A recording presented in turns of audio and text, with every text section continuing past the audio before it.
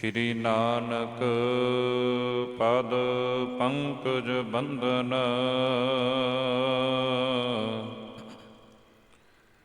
ਸਿਮਰਉ ਅੰਗਦ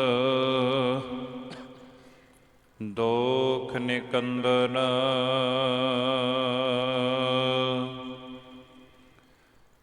ਅਮਰਦਾਸ ਗੁਰ ਹਿਰਦੇ ਧਿਆਵਾ,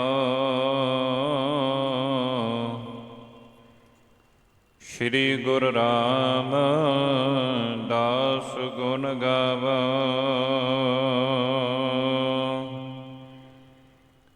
ਸ਼੍ਰੀ ਅਰਜਨ ਬਿਘਨਨ ਕੇ ਨਾਸ਼ਕ, ਹਰ ਗੋਬਿੰਦ ਸ਼ੁਭ ਸੁਮਤ ਪ੍ਰਕਾਸ਼ਕ। ਸ਼੍ਰੀ ਹਰਿ ਰਾਏ ਨਮੋ ਕਰ ਜੋਰੀ, ਗੁਰ ਹਰਿ ਕ੍ਰਿਸ਼ਨ ਮਨਾਏ ਬਹੋਰੀ। ਤੇਗ ਬਹਾਦਰ ਪਰਮ ਕਿਰਪਾਲਾ,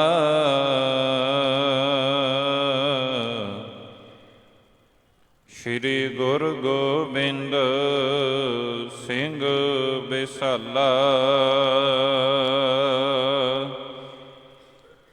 ਤਰਉ ਤਰਾ ਪਰ ਪੁਨ ਪੁਨ ਸੀਸਾ,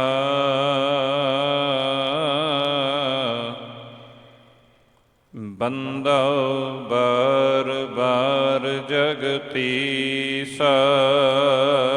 ਗੁਰੂ ਨਾਨਕ ਪਰਸੋਤਮੰ ਪਰਮ ਪੁਰਾਵਰ ਨਾਥ, ਜੁਗਲ ਚਰਨ ਮਮ ਬੰਦਨਾ। ਦਰ ਪਰ ਦਰ ਕਰ ਮਾਥ, ਜੁਗਲ ਚਰਨ ਮਮ ਬੰਦਨਾ। ਦਰ ਪਰ ਦਰ ਕਰ ਮਾਥ।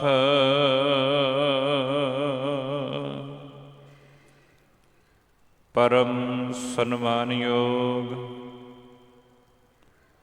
ਚਵਰ ਛਤਰ ਤਖਤ ਦੇ ਮਾਲਕ, ਵਾਲੀਏ ਕੁਲ ਆਲਮ ਸ਼ਬਦ ਗੁਰੂ ਧੰਨ ਧੰਨ ਸਤਿਗੁਰੂ ਸ੍ਰੀ ਗੁਰੂ ਗ੍ਰੰਥ ਸਾਹਿਬ ਦਾਤਾਰ ਪਿਤਾ ਜੀ, ਪਾਤਸ਼ਾਹ ਜੀਆਂ ਦੀ ਪਾਵਨ ਪਵਿੱਤਰ ਹਜ਼ੂਰੀ ਦੇ ਅੰਦਰ ਸੁਭਾਈਮਾਨ ਸਤਿਕਾਰਯੋਗ ਸਤਸੰਗੀ ਜਨੋ ਵਡਭਾਗੇ ਹਾਂ। ਮਾਲਕ ਜੀਆਂ ਦੀ ਕਿਰਪਾ ਦੇ ਸਦਕਾ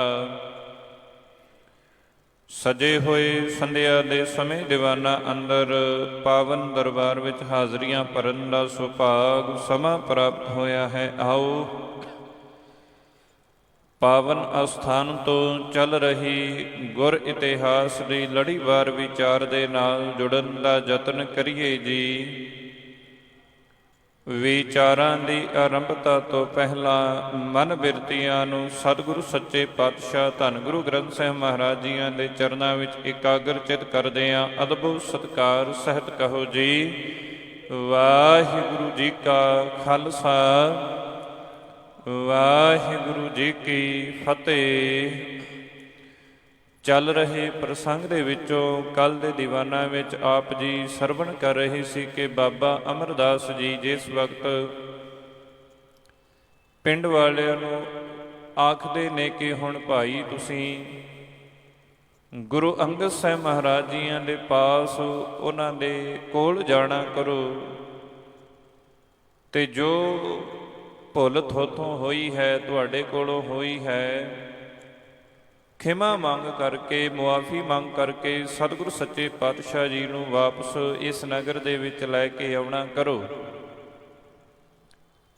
ਇੰਨੀ ਗੱਲ ਕਹਿ ਕੇ ਬਾਬਾ ਅਮਰਦਾਸ ਜੀ ਪਾਤਸ਼ਾਹ ਜੀਆਂ ਦੇ ਪਾਸ ਜਾਂਦੇ ਨੇ, ਨਮਸਕਾਰ ਕਰਕੇ ਬੈਠਦੇ ਨੇ। ਹਜ਼ੂਰ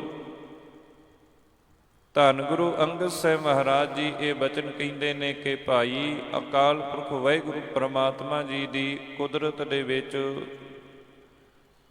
ਇਹ ਤੁਹਾਨੂੰ ਦਖਲ ਅੰਦਾਜ਼ੀ ਨਹੀਂ ਸੀ ਕਰਨੀ ਚਾਹੀਦੀ। ਪਹਿਲਾਂ ਮੀਂਹ ਪਵਾ ਦਿੱਤਾ, ਫਿਰ ਤਪੇ ਨੂੰ ਮਰਵਾ ਦਿੱਤਾ।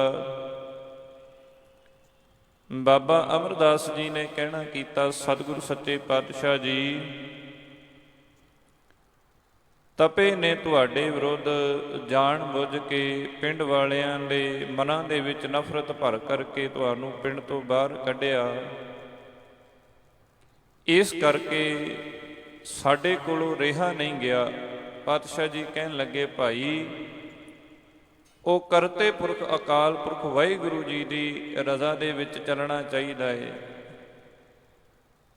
ਜੇ ਉਹਨੇ ਕਰਮ ਇਸ ਤਰ੍ਹਾਂ ਦਾ ਕੀਤਾ ਤੇ ਉਹਨੂੰ ਉਹਦੀ ਬਣਦੀ ਸਜ਼ਾ ਮਿਲ ਜਾਣੀ ਸੀ। ਆਓ ਕਵੀ ਜੀ ਇਸ ਤਰ੍ਹਾਂ ਅਗਲੇ ਵਿਚਾਰ ਨੂੰ ਬਿਆਨ ਕਰ ਰਹੇ ਨੇ। ਆਪਨ ਆਪ ਨਿਜ ਕ੍ਰਿਤ ਪਰ ਕ੍ਰਿਤ ਮੈਂ ਹੈ, ਨਹੀਂ ਅਰੋਪਹਿ ਕਬ ਸੁਧਰ ਲਹੈ। ਕਵੀ ਜੀ ਕਹਿੰਦੇ ਨੇ ਕਿ ਅਕਾਲ ਪੁਰਖ ਪ੍ਰਮਾਤਮਾ ਕਿਸੇ ਦੇ ਵਿੱਚ ਵਿਤਕਰਾ ਨਹੀਂ ਕਰਦਾ। ਭਾਵ ਕਿ ਜੋ ਬੁੱਧੀਮਾਨ ਲੋਕ ਹਨ, ਸਮਝਦਾਰ ਲੋਕ ਹਨ, ਉਹ ਹਮੇਸ਼ਾ ਭਰੋਸਾ ਅਕਾਲ ਪੁਰਖ ਤੇ ਰੱਖਦੇ ਨੇ। ਏਕੰਕਾਰ ਆਸਰੋ ਕਰ ਕਹੇ, ਨਹੀਂ ਜਨਾਵਹਿ ਆਪਾ ਹਰ ਕਹੇ। ਕਹਿੰਦੇ ਉਹ ਆਪਣੇ ਆਪ ਨੂੰ ਤਿਆਗ ਕਰਕੇ, ਭਾਵ ਆਪਣੇ ਮਨ ਦੇ ਵਿੱਚੋਂ ਹਉਮੈ ਨੂੰ ਤਿਆਗ ਕੇ ਭਰੋਸਾ ਇੱਕ ਤੇ ਰੱਖਦੇ ਨੇ, ਆਸਰਾ ਇੱਕ ਦਾ ਤੱਕਦੇ ਨੇ। ਕਹਿੰਦੇ ਉਹ ਆਪਣਾ ਆਪ ਨਹੀਂ ਜਣਾਉਂਦੇ। ਇਹ ਨਹੀਂ ਕਿ ਇਹ ਜਣਾਉਂਦੇ ਕਿ ਭਾਵ ਕਿ ਸਾਡੇ ਵਿੱਚ ਸਮਰੱਥਾ ਹੈ, ਅਸੀਂ ਇਸ ਤਰ੍ਹਾਂ ਕਰ ਸਕਦੇ ਹਾਂ। ਕਹਿੰਦੇ ਉਹਨਾਂ ਨੂੰ ਤੇ ਆਪਣੇ ਅਕਾਲ ਪੁਰਖ ਵਾਹਿਗੁਰੂ ਜੀ ਤੇ ਭਰੋਸਾ ਹੁੰਦਾ ਹੈ। ਸੁਨ ਸ਼੍ਰੀ ਅਮਰਦਾਸ ਵੰਦਨਾ ਠਾਨੀ, ਭਉ ਬਖਸ਼ੋ ਗੁਰ ਮਤ ਅਨੁਜਾਨੀ। ਬਾਬਾ ਅਮਰਦਾਸ ਜੀ ਹੱਥ ਜੋੜ ਕੇ ਨਿਮਰ ਹੋ ਕੇ ਪਾਤਸ਼ਾਹ ਜੀ ਨੂੰ ਬੇਨਤੀ ਕਰਨ ਲੱਗੇ, ਸਤਿਗੁਰੂ ਜੀ, ਇਹ ਜੋ ਵੀ ਹੋਇਆ ਇਹ ਮੈਂ ਭਾਵ ਕਿ ਖਿਮਾ ਮੰਗਦਾ ਹਾਂ ਤੁਹਾਡੇ ਪਾਸੋਂ। ਜੋ ਵੀ ਇਹ ਭਾਣਾ ਵਾਪਰਿਆ ਮੈਂ ਇਹ ਬਚਨ ਕਰਦਾ ਹਾਂ, ਆਬ ਤੇ ਫੇਰ ਨਾ ਕਰੇ ਹੋ ਐਸੇ, ਆਪਾ ਮੈਂ ਨਾ ਜਨਾਵਾਂ ਕੈਸੇ। ਕਹਿੰਦੇ ਅੱਗੇ ਤੋਂ ਹੁਣ ਮੈਂ ਇਸ ਤਰ੍ਹਾਂ ਦਾ ਕੋਈ ਵੀ ਕਾਰਜ ਨਹੀਂ ਕਰਾਂਗਾ। ਫੇਰ ਨਾ ਕਰੇ ਹੋ ਐਸੇ, ਫੇਰ ਨਹੀਂ ਮੈਂ ਇਸ ਤਰ੍ਹਾਂ ਦਾ ਕੋਈ ਵੀ ਕਾਰਜ ਕਰਦਾ। ਮੈਂ ਕਦੇ ਵੀ ਆਪਣਾ ਆਪ ਨਹੀਂ ਜਣਾਵਾਂਗਾ। ਭਾਵ ਜੋ ਰਹਿਮਤਾਂ ਜੋ ਬਖਸ਼ਿਸ਼ਾਂ ਤੁਸੀਂ ਮੇਰੇ ਤੇ ਕੀਤੀਆਂ, ਬਾਬਾ ਅਮਰਦਾਸ ਜੀ ਕਹਿੰਦੇ ਮੈਂ ਹਮੇਸ਼ਾ ਹੀ ਤੁਹਾਡੀ ਰਜ਼ਾ ਦੇ ਵਿੱਚ ਚੱਲਦਾ ਹਾਂ ਤੇ ਅੱਗੇ ਤੋਂ ਵੀ ਚੱਲਾਂਗਾ। ਦੋਹਰਾ ਏਮ ਕਹਿ ਸ਼ਿਮਾ ਕਰਾਏ ਕਰ, ਬੈਠੇ ਸ੍ਰੀ ਗੁਰ ਪਾਸ, ਜੰਗਲ ਮਹਿ ਮੰਗਲ ਮਹਾ, ਜਹੈ ਗੁਰ ਕਰਿਓ ਨਿਵਾਸ। ਇਸ ਤਰ੍ਹਾਂ ਬਾਬਾ ਅਮਰਦਾਸ ਜੀ ਇਹ ਬਚਨਾਂ ਨੂੰ ਕਹਿ ਕਰਕੇ ਕਹਿੰਦੇ ਨੇ ਕਿ ਪਾਤਸ਼ਾਹ ਜੀ ਦੇ ਪਾਸ ਹੀ ਉਹ ਬੈਠ ਗਏ ਨੇ। ਜਿਸ ਥਾਂ ਦੇ ਉੱਤੇ ਕਿਸੇ ਟਾਈਮ ਦੇ ਬੀਆਬਾਨ ਜੰਗਲ ਸੀ, ਕੋਈ ਆਉਂਦਾ ਜਾਂਦਾ ਨਹੀਂ ਸੀ, ਕਹਿੰਦੇ ਉਸ ਜਗ੍ਹਾ ਤੇ ਗੁਰੂ ਜੀ ਦੇ, ਗੁਰੂ ਅੰਗਦ ਸਾਹਿਬ ਮਹਾਰਾਜ ਜੀਆਂ ਦੇ ਚਰਨ ਪੈਣ ਕਰਕੇ ਕਹਿੰਦੇ ਉਹ ਅਸਥਾਨ ਦੇ ਉੱਤੇ ਹੁਣ ਬਾਣੀ ਦੇ ਪ੍ਰਵਾਹ ਚੱਲਦੇ ਨੇ। ਅਕਾਲ ਪੁਰਖ ਵਾਹਿਗੁਰੂ ਪਰਮਾਤਮਾ ਜੀ ਦੇ ਪ੍ਰਤੀ ਵਿਚਾਰਾਂ ਚੱਲ ਰਹੀਆਂ ਨੇ। ਹਜ਼ੂਰ ਜੀ ਦੇ ਪਾਸ ਜੋ ਵੀ ਆਉਂਦਾ ਏ, ਚਾਹੇ ਉਹ ਮਨ ਕਰਕੇ ਦੁਖੀ ਹੈ, ਚਾਹੇ ਉਹ ਸਰੀਰ ਕਰਕੇ ਦੁਖੀ ਹੈ, ਮਹਾਰਾਜ ਜੀ ਸਾਰਿਆਂ ਨੂੰ ਉਪਦੇਸ਼ ਦੇਣਾ ਕਰ ਰਹੇ ਨੇ। ਦੋਹਰਾ ਰਾਹਕ ਮਿਲੇ ਖਡੂਰ ਕੇ, ਔਰ ਪ੍ਰਸੰਨਤਾ ਪਾਏ, ਮਨ ਭਾਵਤ ਬਰਖੋ ਜਲਦ, ਹਰਤ ਖੇਤ ਸਮੁਦਾਏ। ਹੁਣ ਕਹਿੰਦੇ ਨੇ ਇਧਰਲੇ ਪਾਸੇ ਤੇ ਬਾਬਾ ਅਮਰਦਾਸ ਜੀ ਧੰਨ ਗੁਰੂ ਅੰਗਦ ਸਾਹਿਬ ਮਹਾਰਾਜ ਜੀਆਂ ਨੇ ਪਾਸ ਗਏ। ਜਾਣ ਤੋਂ ਪਹਿਲਾਂ ਇਹ ਗੱਲ ਕਹਿ ਗਏ ਸਨ ਕਿ ਭਾਈ ਤੁਸੀਂ ਵੀ ਗੁਰੂ ਸਾਹਿਬ ਜੀ ਦੇ ਪਾਸ ਜਾ ਕਰਕੇ ਆਪਣੀ ਭੁੱਲ ਬਖਸ਼ਾਉਣਾ ਕਰੋ।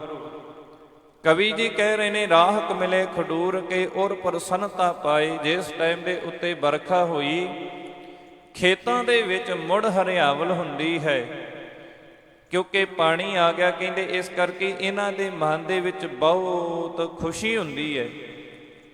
ਤੇ ਜਿਸ ਟਾਈਮ ਦੇ ਉੱਤੇ ਇਹ ਸਾਰੇ ਫਿਰ ਕਿਸਾਨ ਕਹਿੰਦੇ ਇਹ ਇਕੱਠੇ ਹੋ ਕਰਕੇ ਇਹ ਸਲਾਹ ਕਰਦੇ ਨੇ ਆਪਸ ਦੇ ਵਿੱਚ।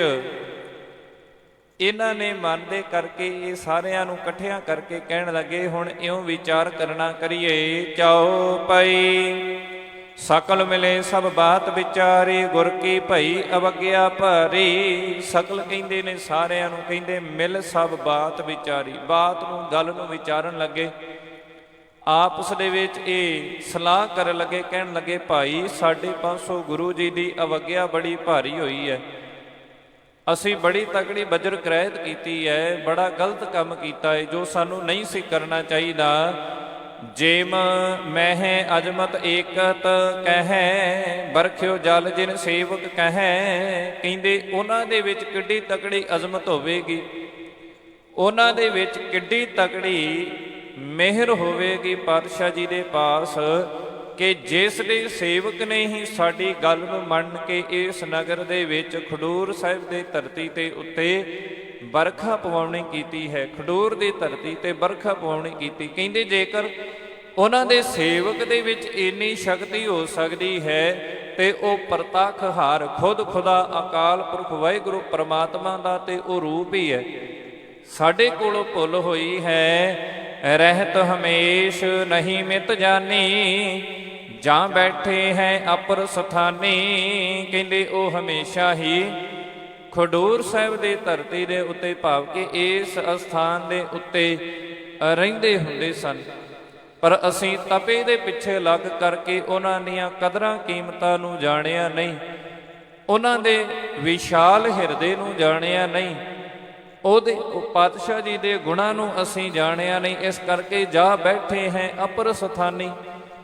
ਅਪਰ ਕਹਿੰਦੇ ਨੇ ਹੋਰ ਅਸਥਾਨ ਨੂੰ, ਕਹਿੰਦੇ ਇਸ ਖਡੂਰ ਸਾਹਿਬ ਦੀ ਧਰਤੀ ਨੂੰ ਛੱਡ ਕਰਕੇ ਉਹ ਕਿਸੇ ਹੋਰ ਅਸਥਾਨ ਤੇ ਜਾ ਕੇ ਬੈਠੇ ਨੇ। ਆਪ ਮਿਲ ਚਲੋ ਨਾ ਬਿਲਮ ਲਗਾਵਹ, ਭਈ ਭੂਲ ਤੂਰਨ ਬਖਸ਼ਾਵਹ।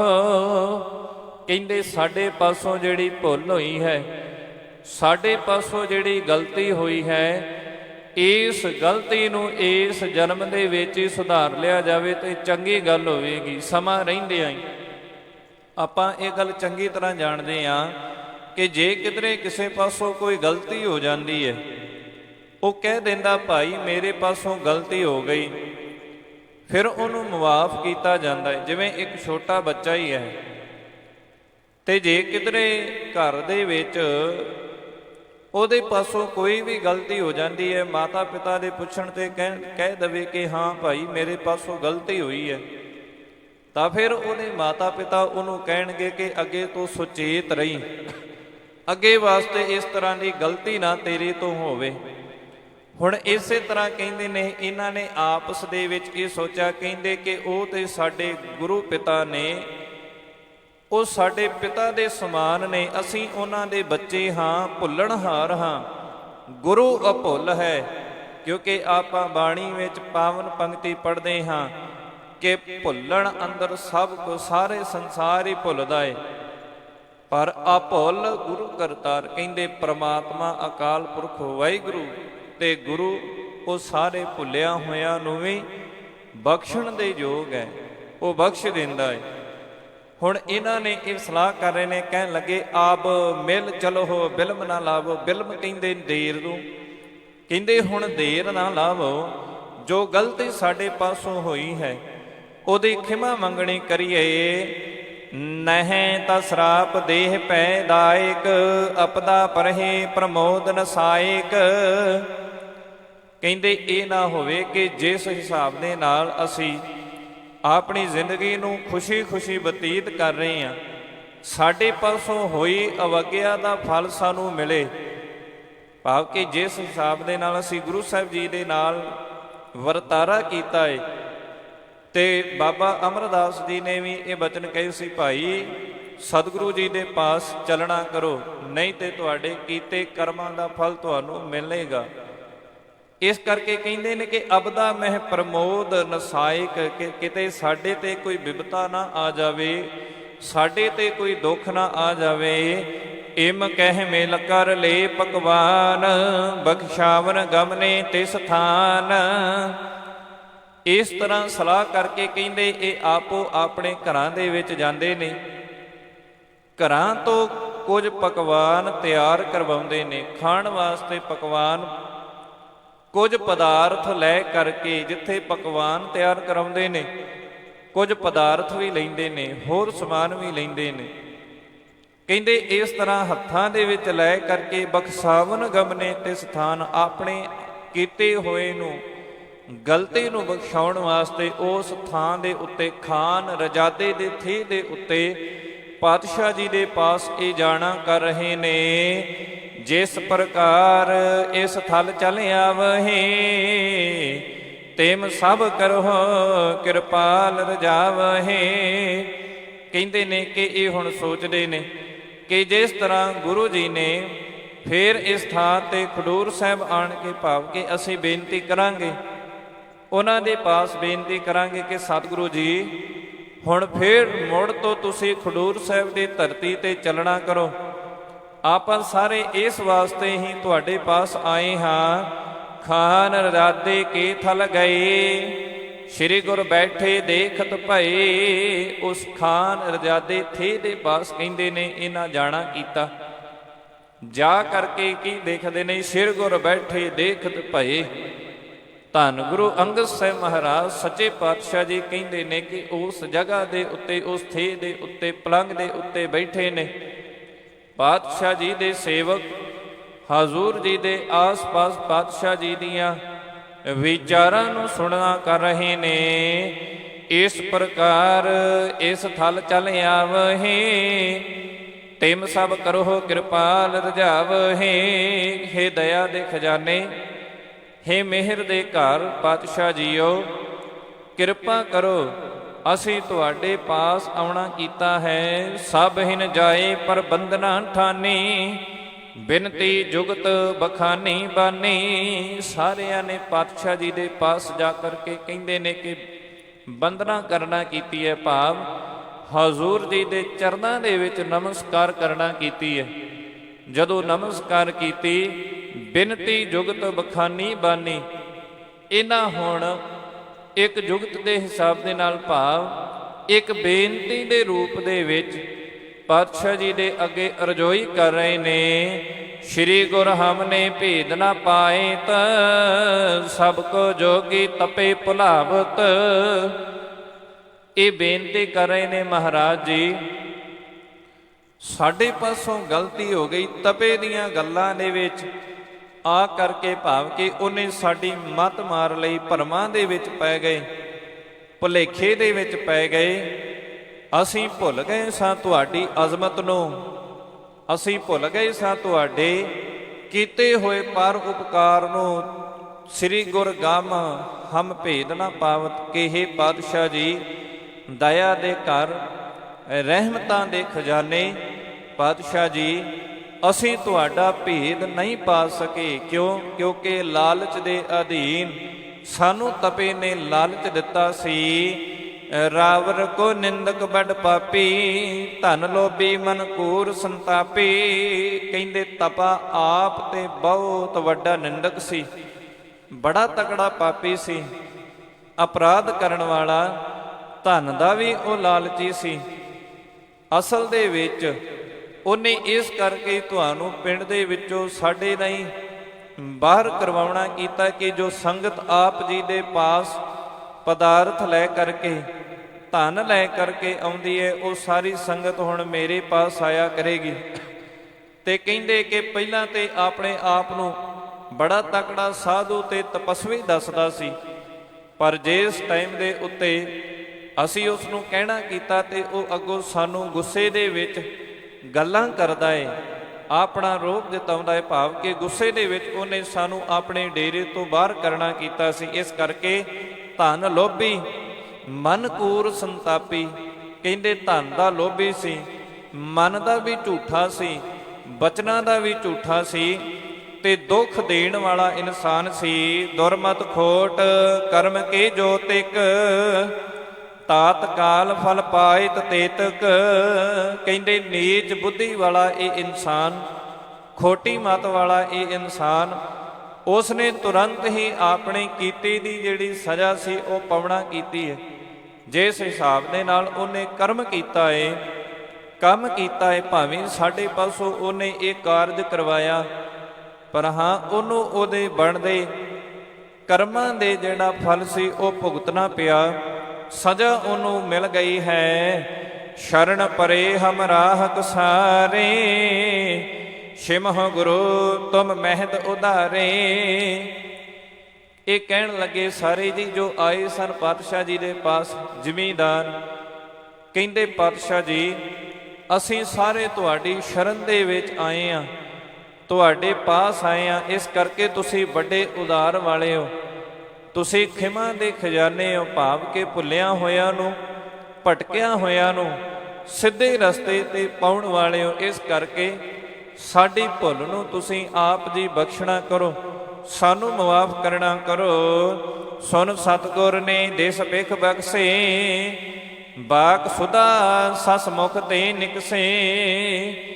ਇਹ ਗੱਲ ਸੁਣ ਕੇ ਧੰਨ ਗੁਰੂ ਅੰਗਦ ਸਾਹਿਬ ਮਹਾਰਾਜ ਜੀ ਪਹਿਲਾਂ ਇਹਨਾਂ ਸਾਰਿਆਂ ਨੂੰ, ਆਉਣ ਵਾਲਿਆਂ ਨੂੰ ਸਤਿਗੁਰੂ ਜੀ ਕਹਿੰਦੇ ਭਾਈ ਇਸ ਜਗ੍ਹਾ ਤੇ ਤੁਸੀਂ ਬੈਠਣਾ ਕਰੋ, ਤੁਹਾਡਾ ਸਾਰਿਆਂ ਦਾ ਇੱਥੇ ਤੁਸੀਂ ਆਏ ਹੋ।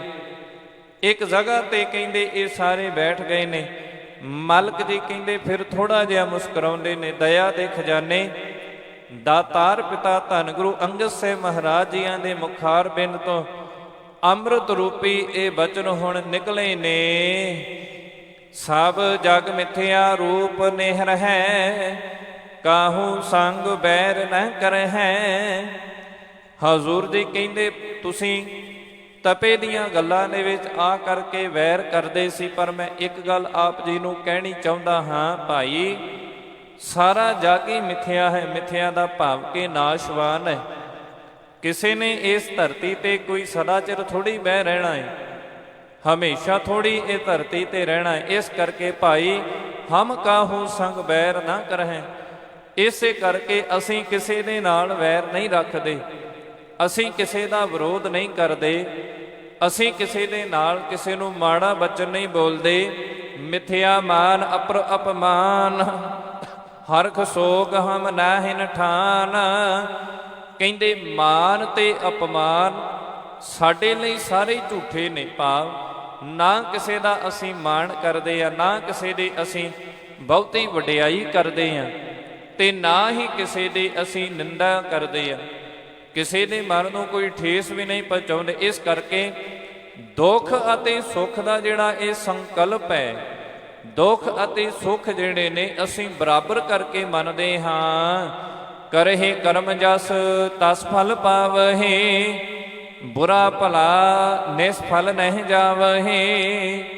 ਹਜ਼ੂਰ ਜੀ ਕਹਿੰਦੇ ਜੇ ਤਪੇ ਨੇ ਭਾਈ ਮਾੜਾ ਕੰਮ ਕੀਤਾ ਸੀ ਤਾਂ ਉਹਦੇ ਫਲ ਉਹਨੂੰ ਮਿਲ ਗਿਆ ਹੈ। ਜਿਵੇਂ ਅਕਾਲ ਪੁਰਖ ਪ੍ਰਮਾਤਮਾ ਦੀ ਰਜ਼ਾ ਸੀ, ਉਸ ਹਿਸਾਬ ਦੇ ਨਾਲ ਉਹਨੂੰ ਫਲ ਮਿਲ ਗਿਆ। ਇਸ ਕਰਕੇ ਜਿਸ ਤਰ੍ਹਾਂ ਦਾ ਵੀ ਤੁਸੀਂ ਕਰਮ ਕਰੋਗੇ ਇਹ ਧਰਤੀ ਦੇ ਉੱਤੇ ਉਸੇ ਤਰ੍ਹਾਂ ਦਾ ਫਲ ਤੁਹਾਨੂੰ ਪ੍ਰਾਪਤ ਹੋ ਜਾਵੇਗਾ। ਬੁਰਾ ਭਲਾ ਨਿਸਫਲ ਨਹੀਂ ਜਾਵੇ। ਜੇਕਰ ਬੁਰਾ ਕਰੋਗੇ ਤੇ ਤੁਹਾਨੂੰ ਬੁਰਾਈ ਪ੍ਰਾਪਤ ਹੋਵੇਗੀ, ਭਲਾ ਕਰੋਗੇ ਤੇ ਤੁਹਾਨੂੰ ਫਿਰ ਤੁਹਾਡਾ ਮਾਣ ਤੇ ਸਤਿਕਾਰ ਹੀ ਹੋਵੇਗਾ। ਜੇਕਰ ਕਿਸੇ ਨੂੰ ਤੁਸੀਂ ਦੁੱਖ ਪਹੁੰਚਾਵੋਗੇ, ਸਤਿਗੁਰੂ ਜੀ ਕਹਿੰਦੇ ਫਿਰ ਉਹਦੇ ਵਿੱਚ ਤੁਹਾਡਾ ਭਲਾ ਨਹੀਂ ਹੋਵੇਗਾ। ਇਸ ਕਰਕੇ ਮਹਾਰਾਜ ਜੀ ਕਹਿ ਰਹੇ ਨੇ ਬੁਰਾ ਭਲਾ ਨਿਸਫਲ ਨਹੀਂ ਜਾਵੇ, ਕਿ ਨਾ ਤੇ ਬੁਰਾ ਕਰਨ ਵਾਲਾ ਜਾਂ ਭਲਾ ਕਰਨ ਵਾਲਾ ਉਹਦਾ ਕੀਤਾ ਹੋਇਆ ਕੋਈ ਵੀ ਕਰਮ ਕਹਿੰਦੇ ਅਜਾਈ ਨਹੀਂ ਜਾਂਦਾ, ਉਹਨੂੰ ਉਹਦਾ ਫਲ ਮਿਲ ਹੀ ਜਾਂਦਾ ਹੈ। ਮਿਥਿਆ ਮਹਿ ਗਿਆਨੀ ਨਹਿ ਰਚੈ, ਸਾਚ ਸਰੂਪ ਬੀਚ ਨਿਤ ਮਚੇ। ਕਹਿੰਦੇ ਗਿਆਨ ਪੁਰਖ, ਗਿਆਨਵਾਨ ਪੁਰਖ ਇਸ ਮਿਥਿਆ ਦੇ ਝੂਠੇ ਜਗਤ ਦੇ ਵਿੱਚ ਲੀਨ ਨਹੀਂ ਹੁੰਦਾ। ਇਸ ਸੰਸਾਰ ਦੇ ਖਚਾ ਖਚ ਦੇ ਵਿੱਚ ਕਹਿੰਦੇ ਉਹ ਲੀਨ ਨਹੀਂ ਹੁੰਦਾ, ਕਿਉਂਕਿ ਉਹ ਤੇ ਇਹ ਮੰਨਦਾ ਹੈ ਕਿ ਹਮੇਸ਼ਾ ਹੀ ਸਾਚ ਸਰੂਪ ਅਕਾਲ ਪੁਰਖ ਵਾਹਿਗੁਰੂ ਪ੍ਰਮਾਤਮਾ ਦੇ ਨਾਮ ਦੇ ਵਿੱਚ ਰਚ ਮਿਚ ਕੇ ਕਹਿੰਦੇ ਕਿ ਰਹਿਣਾ ਚਾਹੀਦਾ ਹੈ, ਭਾਵ ਕਿ ਉਹਦੇ ਨਾਮ ਨੂੰ ਆਪਣੇ ਹਿਰਦੇ ਵਿੱਚ ਧਾਰਨਾ ਚਾਹੀਦਾ ਹੈ। ਹਮ ਤੋ ਜਹ ਬੈਠੇ ਹਰ ਖਾਵਹੇ, ਕਿਤ ਤੇ ਪਾਏ ਨਾ ਕਿਤ ਹੋ ਗਵਾਵਹੇ। ਕਹਿੰਦੇ ਅਸੀਂ ਤੇ ਇੱਥੇ ਵੀ ਬੈਠੇ ਆ, ਭਾਵੇਂ ਕਿ ਇਹ ਆਮ ਸੰਸਾਰ ਆਮ ਲੋਕਾਂ ਨੂੰ ਇਹ ਵੇਖਣ ਦੇ ਵਿੱਚ ਇਹ ਜੰਗਲ ਹੀ ਲੱਗਦਾ ਹੈ।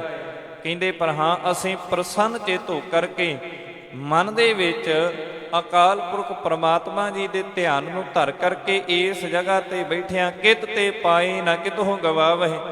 ਕਹਿੰਦੇ ਇਸ ਜੰਗਲ ਦੇ ਵਿੱਚ ਕੋਈ ਇਹ ਆਖਦਾ ਸੀ ਕਿ ਇਹ ਉਜਾਨ ਬੀਆਬਾਨ ਹੈ, ਇਹਦੇ ਵਿੱਚ ਵਸੋ ਨਹੀਂ ਹੋ ਸਕਦੀ। ਹਜ਼ੂਰ ਜੀ ਕਹਿੰਦੇ ਅੱਜ ਅਕਾਲ ਪੁਰਖ ਦੀ ਕਿਰਪਾ ਦੇ ਸਦਕਾ ਇੱਥੇ ਪਰਮਾਤਮਾ ਦੇ ਗੁਣਾਂ ਨੂੰ ਗਾਇਆ ਜਾ ਰਿਹਾ ਹੈ। ਲਾਭ ਹਾਨ ਹਮਰੇ ਕਿਮ ਨਾਹੀ, ਮੰਗਲ ਹੈ ਇਸ ਜੰਗਲ ਮਾਹੀ। ਮਹਾਰਾਜ ਜੀ ਕਹਿੰਦੇ ਕਿ ਨਾ ਤੇ ਸਾਨੂੰ ਕਿਸੇ ਦਾ ਲਾਭ ਹੈ, ਨਾ ਕਿਸੇ ਦੀ ਹਾਨੀ ਹੈ। ਭਾਵ ਨਾ ਤੇ ਅਸੀਂ ਕਿਸੇ ਆਏ ਦੀ ਖੁਸ਼ੀ ਕਰਦੇ ਹਾਂ ਤੇ ਨਾ ਗਏ ਦੀ ਗਮੀ ਕਰਦੇ ਹਾਂ। ਇਸ ਕਰਕੇ ਨਾ ਸਾਨੂੰ ਉੱਥੋਂ ਨਿਕਲਣ 'ਚ ਘਾਟਾ ਹੈ ਤੇ ਨਾ ਇਸ ਜੰਗਲ ਦੇ ਵਿੱਚ ਬਹਿਣ ਦੇ ਵਿੱਚ ਕੋਈ ਲਾਭ ਹੈ। ਕਿਉਂ? ਕਿਉਂਕਿ ਇਸ ਅਸਥਾਨ ਦੇ ਉੱਤੇ, ਇਸ ਜੰਗਲ ਦੇ ਵਿੱਚ ਤੇ ਕਹਿੰਦੇ ਨੇ ਉਸ ਪਰਮਾਤਮਾ ਦੇ ਗੁਣਾਂ ਨੂੰ ਗਾਇਆ ਜਾ ਰਿਹਾ ਹੈ। ਉਸ ਵਾਹਿਗੁਰੂ ਜੀ ਦੀ ਕਿਰਪਾ ਦੇ ਸਦਕਾ ਸੁਨ ਰਾਹਕ ਗਹਿ ਪਦ ਅਰਬਿੰਦ, ਸਿਮਹੁ ਸਿਮਹੁ ਤੁਮ ਰੂਪ ਗੋਬਿੰਦ। ਹਜ਼ੂਰ ਸਤਿਗੁਰ ਸੱਚੇ ਪਾਤਸ਼ਾਹ ਜੀ ਨੇ ਜਦੋਂ ਇਸ ਤਰ੍ਹਾਂ ਦੇ ਬਚਨ ਕਹੇ, ਮਹਾਰਾਜ ਜੀਆਂ ਦੇ ਬਚਨਾਂ ਨੂੰ ਪਹਿਲਾਂ ਇਹ ਸੁਣਦੇ ਰਹੇ ਇਕਾਗਰ ਚਿਤ ਹੋ ਕਰਕੇ, ਤੇ ਫਿਰ ਇਹ ਬਚਨ ਕਹਿ ਰਹੇ ਨੇ। ਕਹਿੰਦੇ ਇਹ ਦਇਆ ਦੇ ਭੰਡਾਰ ਸਤਿਗੁਰ ਸੱਚੇ ਪਾਤਸ਼ਾਹ ਜੀ ਸੁਨ ਰਾਹਕ ਗਹਿ ਅਰਬਿੰਦ। ਕਹਿੰਦੇ ਇਹ ਪ੍ਰਮਾਤਮਾ ਜੀ ਹੁਣ ਬਖਸ਼ ਲੇਹੋ ਅਪਰਾਧ ਵਿਸਾਲ। ਕਹਿੰਦੇ ਸਿਮਹੁ ਸਿਮਹੁ ਤੁਮ ਰੂਪ ਗੋਬਿੰਦ, ਸਾਨੂੰ ਬਖਸ਼ਣਾ ਕਰੋ, ਸਾਨੂੰ ਮੁਆਫ ਕਰਨਾ ਕਰੋ। ਕਿਉਂ? ਕਿਉਂਕਿ ਤੁਸੀਂ ਤੇ ਗੋਬਿੰਦ ਇੱਕ ਅਕਾਲ ਪੁਰਖ ਵਾਹਿਗੁਰੂ ਪਰਮਾਤਮਾ ਦਾ ਹੀ ਰੂਪ ਹੋ। ਚੱਲ ਕੇ ਗ੍ਰਾਮ ਪ੍ਰਵੇਸ਼ ਕਰੀਜੈ, ਤਿਆਗ ਆਨ ਨਿਜ ਤਾਨ ਬਸੀਜੇ। ਕਹਿੰਦੇ ਕਿ ਹੁਣ ਸਤਿਗੁਰ ਸੱਚੇ ਪਾਤਸ਼ਾਹ ਜੀ ਤੁਸੀਂ ਕਿਰਪਾ ਕਰਨੀ ਕਰੋ, ਇਸ ਜਗ੍ਹਾ ਤੋਂ ਖਡੂਰ ਸਾਹਿਬ ਦੇ ਵੱਲ ਤੁਸੀਂ ਜਾਣਾ ਕਰੋ, ਉਸ ਨਗਰ ਦੇ ਵਿੱਚ ਪ੍ਰਵੇਸ਼ ਕਰਨਾ ਕਰੋ। ਹੋਰ ਥਾਂ ਨੂੰ ਭਾਵ ਕਿ ਇਸ ਆਪਣੇ ਟਿਕਾਣੇ ਤੇ ਜਿਸ ਤੇ ਪਹਿਲਾਂ ਆਪ ਜੀ ਪ੍ਰਚਾਰ ਕਰਦੇ ਸੀ, ਅਕਾਲ ਪੁਰਖ ਵਾਹਿਗੁਰੂ ਜੀ ਦੇ ਵਿਚਾਰ ਸੰਗਤਾਂ ਨੂੰ ਸਰਵਣ ਕਰਵਾਉਂਦੇ ਸੀ, ਉਸ ਟਿਕਾਣੇ ਦੇ ਵੱਲ ਫਿਰ ਵਾਪਸ ਮੁੜਨਾ ਕਰੋ। ਇਸ ਤਰ੍ਹਾਂ ਦੇ ਗੱਲਾਂ ਸਤਿਗੁਰ ਸੱਚੇ ਪਾਤਸ਼ਾਹ ਜੀ ਨੂੰ ਆਏ ਹੋਏ ਖਡੂਰ ਸਾਹਿਬ ਦੇ ਕਿਰਸਾਨ ਕਰ ਰਹੇ ਨੇ। ਮਹਾਰਾਜ ਜੀਆਂ ਨੇ ਜਿੱਥੇ ਇਹਨਾਂ ਨੂੰ ਉਪਦੇਸ਼ ਦਿੱਤਾ ਹੈ ਕਿ ਭਾਈ ਪਰਮਾਤਮਾ ਦੀ ਰਜ਼ਾ ਦੇ ਵਿੱਚ ਆਪਣੀ ਜ਼ਿੰਦਗੀ ਨੂੰ ਬਤੀਤ ਕਰੋ। ਆਓ ਅਸੀਂ ਵੀ ਇਹ ਕੋਸ਼ਿਸ਼ ਕਰੀਏ। ਧੰਨ ਗੁਰੂ ਅੰਗਦ ਸਾਹਿਬ ਮਹਾਰਾਜ ਜੀਆਂ ਨੇ ਇਹ ਬਚਨ ਕੱਲੇ ਇਹਨਾਂ ਕਿਰਸਾਨਾਂ ਲਈ ਨਹੀਂ ਕਹੇ, ਵਸਦੀ ਹੋਈ ਲੋਕਾਈ ਦੇ ਵਾਸਤੇ, ਇਸ ਜਗਤ ਦੇ ਵਿੱਚ ਵਸਦੇ ਹੋਏ ਹਰੇਕ ਜੀਵ ਵਾਸਤੇ ਇਹ ਬਚਨ ਮਾਲਕ ਜੀ ਨੇ ਇਹ ਬਿਆਨ ਕੀਤੇ ਨੇ, ਸਾਡੇ ਲਈ ਬਿਆਨ ਕੀਤੇ ਨੇ। ਆਓ ਹਜ਼ੂਰ ਜੀ ਦੇ ਇਹਨਾਂ ਬਚਨਾਂ ਤੇ ਚੱਲ ਕਰਕੇ ਆਪਣੀ ਜ਼ਿੰਦਗੀ ਨੂੰ ਬਤੀਤ ਕਰੀਏ, ਤਾਂ ਜੋ ਲੋਕ ਸੁਖੀ ਪਰਲੋਕ ਸੁਹੇਲਾ ਹੋ ਸਕੇ। ਅਗਲੀ ਵਿਚਾਰ ਕੱਲ ਦੇ ਦੀਵਾਨਾਂ ਵਿੱਚ ਕਰਨ ਦਾ ਯਤਨ ਕਰਾਂਗੇ। ਵਿਚਾਰ ਕਰਦਿਆਂ ਹੋਈਆਂ ਬੇਅੰਤ ਪ੍ਰਕਾਰ ਦੀਆਂ ਭੁੱਲਾਂ ਧੰਨ ਗੁਰੂ ਗ੍ਰੰਥ ਸਾਹਿਬ ਮਹਾਰਾਜ ਜੀ ਬਖਸ਼ਣ ਜੋਗ। ਬੁਲਾਓ ਫਤਿਹ ਆਖੋ ਜੀ। ਵਾਹਿਗੁਰੂ ਜੀ ਕਾ ਖਾਲਸਾ, ਵਾਹਿਗੁਰੂ ਜੀ ਕੀ ਫਤਿਹ।